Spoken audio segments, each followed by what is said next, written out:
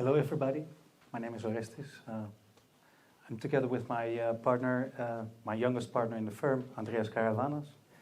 I will ask him on the stage later. We have a selection of slides for you from our work, and we try to go with you with some thoughts beyond the object.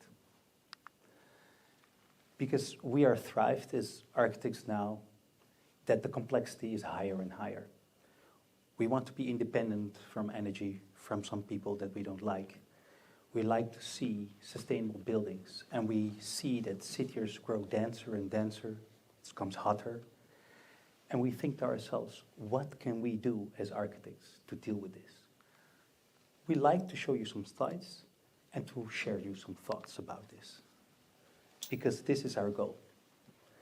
Can we make buildings more sustainable with less CO2 and less energy?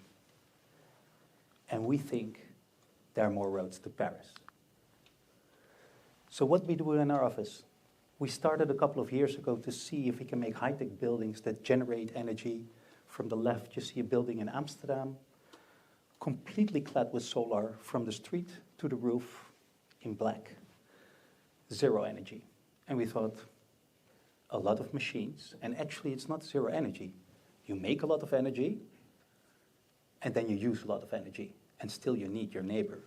So we thought, let's go to kind of mid-tech and see if we can make natural machines and natural ideas in it. Until now, we try to make our new office and see if we can take all the machines out of the building. See if we can make a building like Frank Lloyd Wright did. A normal building with natural materials and a great feeling to have inside. So let you take you in our ideas. When we start to work, we think, like Le Corbusier said, is our house a machine? And in the 20s, we thought, oh, wow, that's cool. Look at the car. That was the new idea. But in one of the last meetings and in the Giardini in Italy, Rem Koolhaas told us, didn't we go too far? So he hung a false ceiling in one of the beautiful villas there, and you enter under the ceiling, but as soon as you step out of under the ceiling, you stand into a ground palais. And what he tried to say to us is like, can we not make simpler buildings? So we tried to make a simple building, and we make it pink, just to make the statement. But what did we do? With parametrics, we study the volume and see if we can make the building sustainable in itself without using energy, but using the heat of the people and the solar influx in winter and keep it cool in summer. It's completely made out of wood from the Bildner Holz company in Austria. It's massive wood. It's 4-meter high ceilings, and there is no machines in it. Only IT that measure the temperature, the moisture, and the CO2 level, and opening windows. We can stabilize it, and it's done in the way that already is done in Austria and Germany by the 226 Stiftung. It is a method that's already used, but used with a lot of concrete. And we wanted to go a step further to it completely bio-based, and to make it soft, solid, and to make a building that is made from natural materials with a natural climate. Okay, that was our first thought. The second one we want to teach you is within the city, we are entangled with the question, can you build more and more and more into a city? The question is how to do it. Here we were caught in a competition. We won the MIPIM award for this, to make an object next to a monument and see if you can make a site better. So we introduced a large garden. We took out the first floor of the monument to the left, and we opened two public spaces to each other in a way that if we densify our cities, we can make our cities better. We think it's quite intriguing, quite difficult, but as soon as you start to live here, it's more fun. Another thought. In the pandemic, we found out the corona pandemic. That work and life is something in between. Sometimes you work at home, and sometimes you want to have your life into the office. This is an office building. We tried to make an office building like a home. It looks funny, but it's not, because it takes the solar influx out of the office. It gives you an outdoor space. It's on the south axis in Amsterdam, the most expensive areas in the Netherlands. It was in a period that offices were not let, and this office was let in the day. It's bought by the Chanel company, and it has compact office floors with huge balconies. And who doesn't want to work like this? After the pandemic, nobody wanted to go back to the office. Everybody worked at home. But in this way, you like to stay in the office because the office feels like home. And yes, sometimes we look to the aesthetics as well. It has a plinth with shops in it. It has a natural feeling. You see the big buildings next to it. It is in a very urban district, and it feels like a little jam. We were questioned in another project in Rotterdam, can you make a tower? And we had to make a double tower. And we thought to ourselves, can we make a building that is not a tower? So we tried to follow a scheme that is slender in the bottom and larger in the top. Because if you use a central core system without a double tower but a single tower, you try to make the best optimum out of the shape and therefore to make the best apartments and a cool building. How did we do it? It's more slender down and it's wider up. And it's broader on the base and smaller in the top. And you have a lot of intriguing apartments. But the most beautiful thing is that in a tower, you can live like home, just with the grand terrace in front of you. In the Netherlands, and I think also here in Lithuania, you have a lot of old buildings. And the question now to the students and to the architects is, what can we do with these old buildings? Do we tear them down? Do we just demolish our history? Although sometimes we like it or not. And especially in Holland, the industry is kind of going out of the Netherlands and we go into a high-tech country. But what to do with these old buildings, these old monuments, these old artifacts? Because sometimes they hold a nice history, and we were there, and when we started the project, we went into town, had a beer, and when we talked to the people, almost everybody worked in this building for centuries. It was an old factory, it's a listed building, it's more than 100 years old, and it's more than 100 meters long. What to do with it?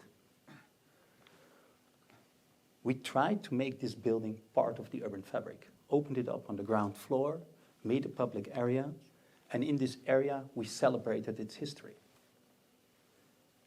We see architecture as a craft to make the people who use it and live in it and walk through it feel the intensity of history and materiality. Also in the building, it's listed because in the body of the building, there is a concrete part with thicker columns, and on the right, a steel part with steel columns. Therefore, it's a listed building. It was the first grand building in the Netherlands that went from the 19th century from a steel structure to a concrete structure in the same building, which is listed now. And we tried to make rooms in the building for a hotel, put on the head 2 office buildings, and see if you can celebrate within the building the history and the past. So on the left, you see a room with steel structure in it, and on the right, you see a concrete structure. But the reason why we did it is because it's a monument, we had to keep the structure for history. So we insulated the building from outside and not from inside. And therefore you can see from the inside the past and the materiality of it. So this is also a thought. Sustainable, intertwined, but also sometimes you do something with the history of the site. Another project is also an urban revival. It's an old harbor area, and we were asked to make an urban area out of it. And we asked ourselves, if you make an urban area out of it, you can just polish away the past, and you don't see anymore what it was. We tried to make an urban area where there is a lot of social interaction, and then make an area where people in high density like to live. It's fully let, fully sold, and it has a super high density, but still there is a lot of intelligence in it. It sounds simple, but it is not. And we love to make this handshake with history and see if you can commemorate to the past. Andreas, maybe you tell something about your project. So within this idea of renovation and requalification, I will present you a project that we are developing together with OMA. It's an old palazzo in Italy, in Turin, and the idea of the competition was how you renovate and extend and make more program, but still keep it viable. So obviously you cover it, you make more space, but we won the competition not because of the covering. The covering obviously has all the integration of all the systems inside and MEP and everything. But we won the competition with this image that proposes a kind of civic space inside the museum, in the middle of the museum. And basically the idea was to create a square, a new square in the middle of the city, in the middle of the museum, that connects to the city. So it's a kind of social integration, a sort of different type of sustainability than the obvious one. And you do that not only by covering, as you see at the last slide, but you see a lot of interventions, smaller and bigger, that within the whole work independently.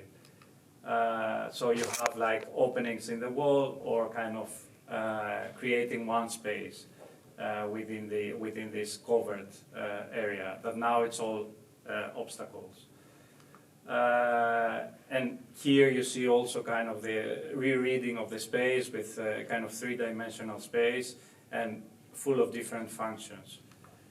And the same happens inside. You have like a different story on how, what Oresti was saying before, how a space like this created a space like what you see at 2023. So a covered space because of all the installations that you needed to put on top, so you really don't see the space.